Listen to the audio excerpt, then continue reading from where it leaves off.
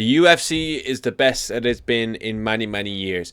I was in the drought of when we had no featherweight, no heavyweight or lightweight champion. Around this time last year, Adam Sarukian had just pulled out against Islam Makhachev, leaving us with one of the best main events cancelled at the very beginning. And boy oh boy did that set the tone for the year. But the UFC made a miraculous comeback, and as you can see on screen, we have the GOAT of the sport with us at the moment. But I'm going to go through every single division in the sport. I'm going to go through all of this, and I'm going to show you why the UFC is the best that it has been in many, many years. So, if we just have a little look-see here, I'm going to move this over here, and I'm going to move myself back up here. Have a look at these champions. So we have Islam Makhachev, we have Joshua Van, we have Peter Yan, we have Alexander Volkanovski, we have Ilia Topuria, Islam Makhachev, Khamzat Chimaev, Alex Pereira. Look at the top contenders. Look at the pound for pound list here. Islam Makhachev, Ilia Topuria, Khamzat, Volk, Pereira. Even people like Pantoja, Aspinall, Holloway. JDM is still there. Arman Tsarukyan. We have so many stacked fighters in this sport. And have a look at the champions. Makhachev is a finisher. Joshua Van, he's a barn burner. Peter Yan is one of the most technically gifted fighters of all time. Volkanovski is one of the greatest fighters that we have ever seen. Ilia Topuria is one of the most vicious knockout artists of all time. Islam Makhachev is the literal GOAT of the sport. Khamzat Chimaev is one of the most fierce killers ever. Alex Pereira, and then we have Tom Aspinall out there with the fucking heavyweight rankings. Valentina Shevchenko, Mackenzie Dern, and Valentina Shevchenko again. Mackenzie Dern's a great champion, if you know what I mean. But we have some of the biggest killers in the sport ever leading the charge as champions. I genuinely believe the UFC is in one of the best states it has been in a long time. I'm going to start with the featherweight division. We have Lerone Murphy versus Movsar Evloev happening in just a matter of 6 weeks, which I will actually be in attendance, by the way. So if you are watching this and you are going to that fight, there's a good chance you will see me there. There's a good chance you will see me there. But what I like about the featherweight division at the moment, we have a number one contender fight. We have a title eliminator. And I just love title eliminators. I love knowing who's next. I love when we have structure in a division. There's nothing worse than what we had a few months ago with Justin Gaethje, Arman Tsarukyan, and Paddy Pimblett, where all of them were putting their hand up and saying, I kind of want to fight for the belt. Arman pulled out. Arman made weight. It didn't really matter. Gaethje was saying, I'm going to retire if I don't get the belt. Holloway just made an appearance in the division. He wasn't really making noise simply because he just lost to Ilya. Lightweight was a fucking disaster. It was an absolute fucking disaster. Peter Yan went 3 fucking years without getting another title shot. He knew he needed to build back up. He knew he had to wait his turn. He had to improve. And if you look at the one-win title shot glitch, that kind of got nerfed. That's kind of been nerfed. Alex Pereira is one of the best knockout artists of all time. We are in a great spot with champions at the moment. We are lacking activity. We are lacking champions fighting. Ilya is going to be out a year. Makhachev hardly fights. Khamzat hardly fights. Peter Yan, Volkanovski, Joshua Van. We don't really know what the story is with Alejandro Pantoja. We know that Tassaro Tura picked up a pretty decent win against Brandon Moreno, who's now fighting Lonnie Kavanagh. Even that's a fucking sick main event. That's an absolutely sick main event. And then, Yan versus Marab will probably have to fight. O'Malley might get the title shot. Corey Sandhagen's still there. Umar Nurmagomedov is 1 win away. So we have people like the Shawns and the Umars, who, in my opinion, should be fighting as a co-main event to whatever card Peter Yan versus Murad is. And let's not forget, ladies and gentlemen, we are mere months away from the White House. We could be getting White House announcements in a month, maybe 2. It's March in a few weeks. It's nearly the 10th of February by the time I record this video. I'm going on holiday, so I'm going to pre-record it. But it's not long now before we get some White House card fights. And it's going to be 7 title fights. I think there's 6 or 7 fights on the White House card. As much as I'm not a massive fan of the White House card, a big reason I'm not a massive fan of the White House card, A, because we're going to have Topuria versus Gaethje, and Topuria's going to absolutely starch him.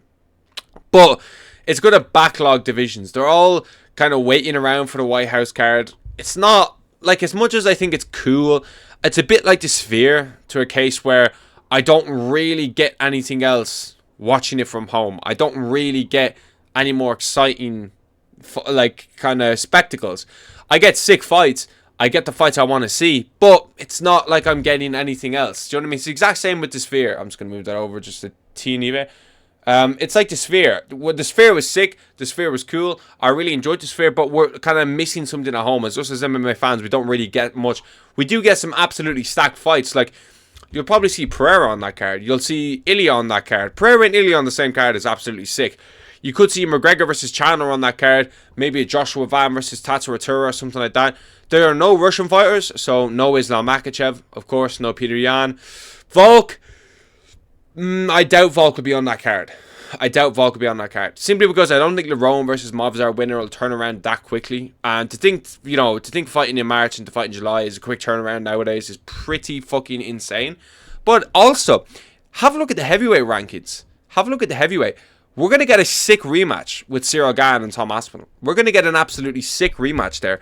And I'm so here for it. I'm here for it, bro, because that was a robbery of a fight. As regards, we got robbed of a fight. And Tom Aspinall has been robbed of his career. He's been absolutely robbed of his career. That's why I want him so badly to come back and just lay Gane the fuck out. I want him to splatter Cyril Gane. I want him to rid Cyril Gane of the fucking, poison that he has been in the UFC, spamming the one win on limited title shot glitch.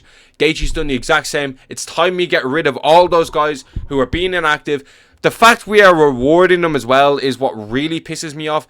That's what really ruined the sport for so many people, is the fact we're rewarding people that are being inactive, rewarding people that are sitting out, bitching, moaning, waiting for the title shot. You should have to fight at least 3 times, in my opinion, if you have just fought for a belt.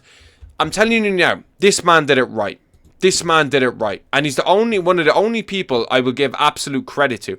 There's special circumstances with fighters getting an immediate rematch if they were, Volk is a great example. Volk obviously deserved an immediate rematch. Kamaru Usman obviously deserved an immediate rematch when he fought Leon Edwards. There are exceptions. Peter Yan didn't sit out and fucking bitch and moan. He went straight to work. And Merab wasn't even for the title.